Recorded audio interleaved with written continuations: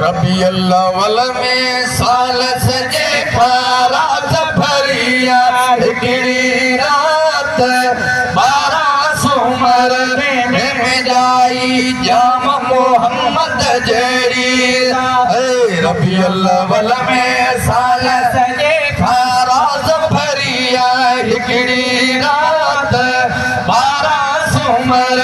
में जाई जाम मोहम्मद जड़ी ओ 12 सूमर में जाई जाम मोहम्मद जड़ी अरे सचो कल हिन रात सारा तू एड़ी इज्जत ले आओ हिन आत्यूं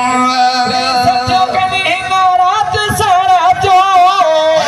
एड़ी इज्जत ले आओ हिन आत्यूं एड़ी इज्जत ले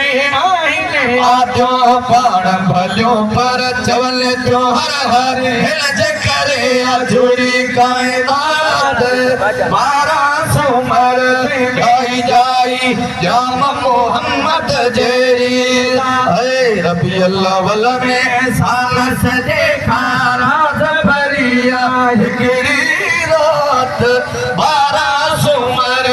में जाई जाम मोहम्मद जड़ी अरब शरीफ जी इज्जत आला तॾहिं त कया पारी ताला अरब शरीफ जी इज्जत आला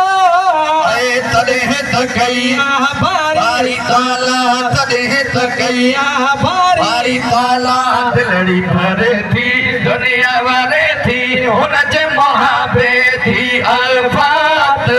12 सूमर में जाई जाम मोहम्मद जड़ी रबी अव्वल में साल सजे खारात भरिया हिकिड़ी रात 12 सूमर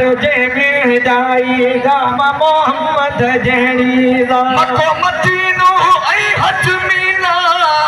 ओहद नूर जबल तूर सीना मदीनो ऐं हजमीना ओहद नूर जबल तूर सीना ओहद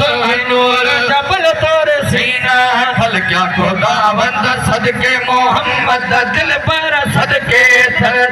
जात 12 सूमर गाई जाई जाम मोहम्मद जड़ी ओ 12 सूमर में जाई जाम मोहम्मद जड़ी चोए महेसर अल्हम्दुलिल्लाह शुक्र पड़ी वरी पढ़ बिस्मिल्लाह महेसर अल्हम्दुलिल्लाह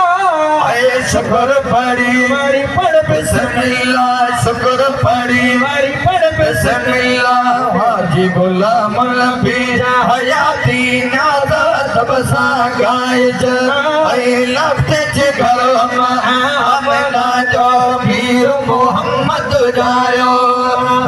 अज मके जे शहर में सरदार नबल जो आयो ऐ लफ्ज़ जे घर आमना जो मीर मोहम्मद जायो ओ लफ्ज़ जे घर आमना जो मीर मोहम्मद जायो